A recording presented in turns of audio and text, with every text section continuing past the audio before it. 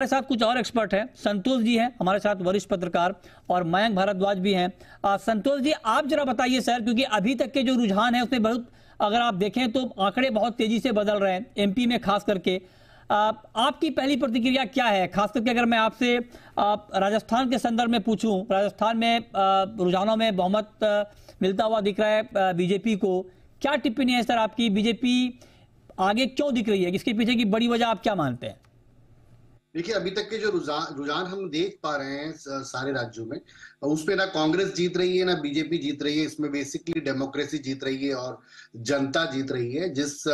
जिन चुनावों को हमने एक तरफा कहकर कुछ महीने पहले नकार दिया था, वो कांटे की टक्कर हो चुकी है। और इसी कारण 2024 के चुनाव भी हमको बेसिकली ये समझना होगा कि वो हम टेकन फॉर ग्रांटेड, ना हम पत्रकार ले पाएंगे ना पॉलिटिशियंस उस चीज को ले पाएंगे। तो कुल मिलाकर डेमोक्रेसी स्ट्रेंथन हुई है इस चुनाव से। छत्तीसगढ़ में भी अभी आप देख पा रहे होंगे कि बीजेपी आगे निकल चुकी है। तो जो कांग्रेस सरकार शायद ये समझती थी कि उन्हें हराया नहीं जा सकता, देखिए बीजेपी उनको टक्कर दे रही है। राजस्थान का स्पेसिफिकली आपने मुझसे सवाल किया। देखिए, राजस्थान की सिचुएशन बड़ी इंटरेस्टिंग है। कांग्रेस और बीजेपी दोनों में ऐसे खेमे मौजूद हैं जो कि हाई कमान की बात मानेंगे या नहीं मानेंगे, वो रिजल्ट पर निर्भर करेगा। देखिए, अभी हम सचिन पायलट और अशोक गहलोत के बीच के सामंजस्य और उनके बीच के इक्वेशन की बात कर रहे थे। सचिन पायलट के लिए ऑब्वियसली कुल मिलाकर अगर जो परफॉर्मेंस, अगर एक क्लियर मेजॉरिटी गहलोत सरकार की नहीं आती है, सचिन पायलट के लिए कहने के लिए बहुत कुछ है।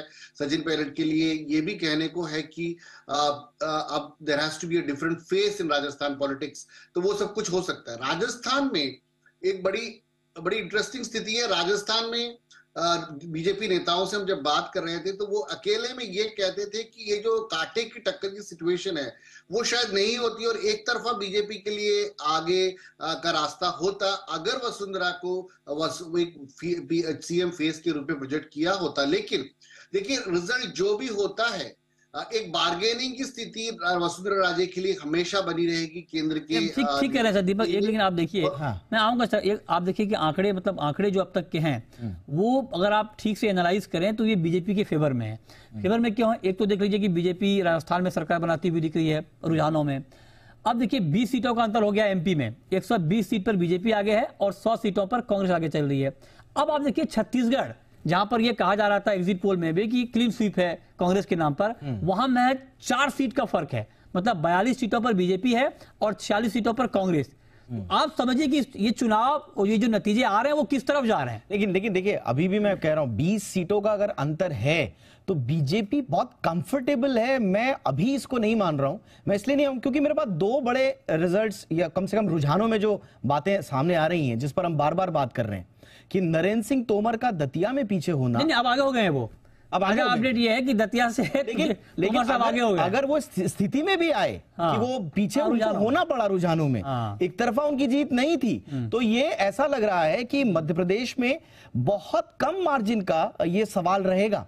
और इसमें अब ये महत्वपूर्ण होगा कि जो वोटों का प्रतिशत होगा, जो वोट परसेंटेज आएंगे वो बहुत दिलचस्प, क्योंकि स्विंग वहीं से होता है। अगर 2% का वोट आपका इधर से उधर हो गया, बिल्कुल वो बहुत इंपैक्ट करता है सीटों में कन्वर्ट होने। मध्य प्रदेश में यही देखिए, मध्य प्रदेश में जो कहा जा रहा था कि साहब वेव है, कांग्रेस अपने दावे कर रही थी कि अंडर करंट हमारे पक्ष में है, लहर वाली बात जो है वो कुछ एग्जिट पोल्स में आ रहे थे, वो वैसा स्थिति नहीं है। मध्य प्रदेश बहुत जबरदस्त कांटे की टक्कर की ओर बढ़ रहा है। मेरे साथ विशाल करोले इस वक्त भोपाल से जुड़ रहे हैं। विशाल, क्या स्थिति है? कॉन्फिडेंस नाम की चीज आप किस पार्टी में देख पा रहे हैं इस वक्त?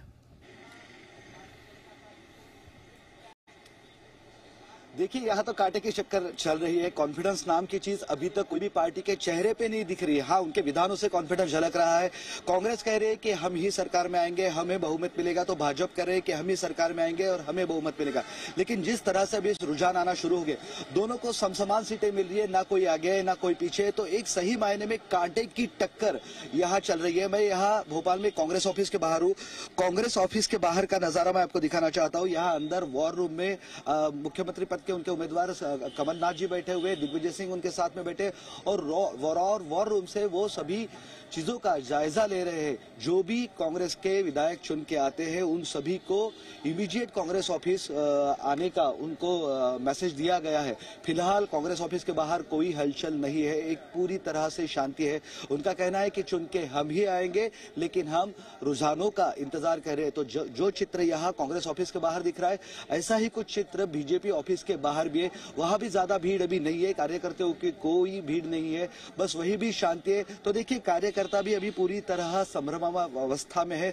जिस तरह एग्जिट पोल के रिजल्ट्स आए थे, एग्जिट पोल के अंदाज वर्ताए गए थे, उस अनुसार यहाँ कांटे की टक्कर है और इस कांटे की टक्कर की वजह से ना अभी तक कोई सेलिब्रेशन शुरू हुआ है और ना कोई नेता खुद आगे आके बोल रहा है। बेशक कॉन्फिडेंस पार्टियों में ना हो, लेकिन आप में भरपूर कॉन्फिडेंस है। आपने बहुत शानदार रिपोर्टिंग की है, आपने तस्वीरें हमें दिखाई हैं।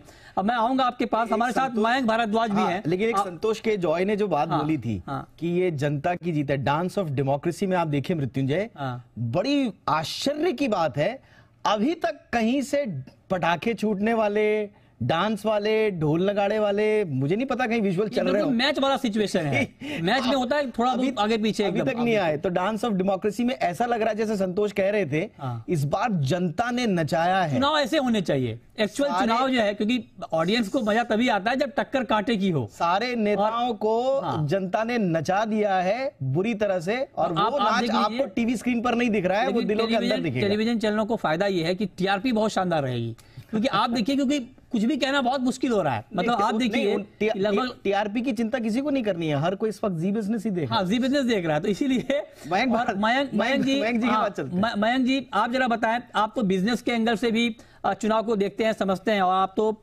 इंटरनेशनल पॉलिटिक्स को भी कवर करते हैं। आप जरा हमें बताइए कि जो अब तक के रुझान आ रहे हैं, उसमें राजस्थान में बीजेपी की सरकार बनती हुई दिख रही है रुझानों में, छत्तीसगढ़ में कांग्रेस की सरकार बन रही है, एमपी में बीजेपी आगे है। तो पहली प्रतिक्रिया, मतलब अब तक के रुझानों को देखने के बाद आपके मन में क्या कुछ उभर रहा है, ये जरा बताइए। पहला तो ये लग रहा है कि जो वन साइडेड इलेक्शन लग रहा था, स्पेशली कुछ स्टेट्स में, ऐसा बिल्कुल ही नहीं है। और दूसरा ये है कि जितने टॉप लीडरशिप हैं, एटलीस्ट जो दो मेन स्ट्रीम पार्टीज हैं हमारी, बीजेपी और कांग्रेस, इसमें जितना भी कॉन्फिडेंस इन लोगों ने दिखाया है, अभी फिलहाल ये सब इन सब की धड़कनें थोड़ी थमी होंगी, क्योंकि बहुत ही क्लोज फाइट है। और आप लोगों का जो विश्लेषण है बहुत ही सटीक है कि डेमोक्रेसी में ऐसा ही होना चाहिए।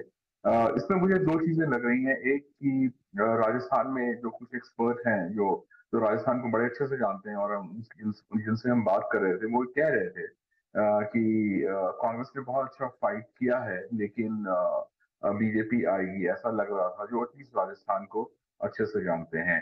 और जैसा हम सबको पता है कि शुरू में लग रहा था मध्य प्रदेश में कांग्रेस को काफी डिस्टिंक्ट एज है, इसमें हमें क्रेडिट देना होगा बीजेपी को। जिस तरह बीजेपी ने अपने पूरे मशीनरी को एक्टिवेट किया, और जैसे पहले कांग्रेस में फैक्शंस होते थे, हमने देखा मध्य प्रदेश में इस बार हैं इन्फ्लुएंशियल पावरफुल लीडर्स हैं, उनके अपने फैक्शंस हैं, बट उसको सेंट्रल लीडरशिप ने उनके डिफरेंसेस को ओवरकम करके, जिस तरह से अमित शाह जी ने और मोदी जी ने कैंपेन किया ग्राउंड लेवल पे, उसका रिजल्ट हमें दिख रहा है।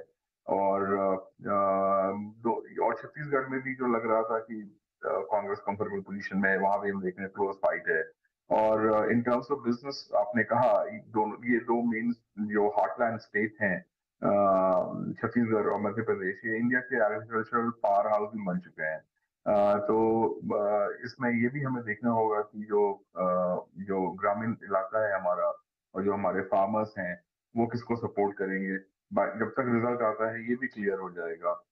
बट ये तय है कि ये जो भी सरकार आएगी, उसका इम्प्रिंट जो नेशनल पॉलिटिक्स है और जो कंट्री का जीडीपी है और जो एग्रीकल्चर ग्रोथ है, उस पर बहुत ही वो चीजें बहुत इंपॉर्टेंट कही। एक तो नेशनल जो छवि है, राष्ट्रीय जो लीडरशिप है, और दूसरा जो क्षेत्रीय जो समीकरण